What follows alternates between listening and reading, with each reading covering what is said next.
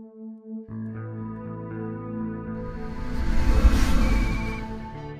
Riley, I want to point something out about what you said about people trying to gain economic status through politics. And, well, you know, there's also the problem of people being held down because of politics. Sometimes politics is an obstacle.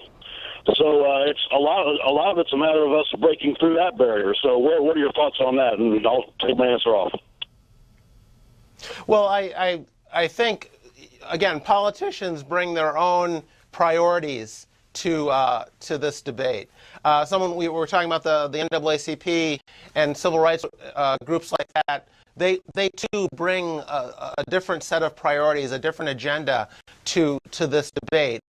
They're trying to get elected and then reelected. In the case of civil rights leaders, they want to stay relevant to this discussion. So if you're the NAACP and you were founded on this notion that racism was the major barrier to black advancement in this country, you know, to what extent are you going to say that is no longer the case and we're less relevant than we need to be? You're not very likely to reach that conclusion because you want to stay relevant to the current debates going out there. You're also being, you know, funded by groups. I talked about education earlier and President Obama's attitudes towards school choice. Well, more recently, the NAACP came out against charter schools. Again, a school reform that is hugely popular in the black community. So the nation's foremost black civil rights organization opposes a school reform that pulls off the charts among low-income blacks. And you go, why?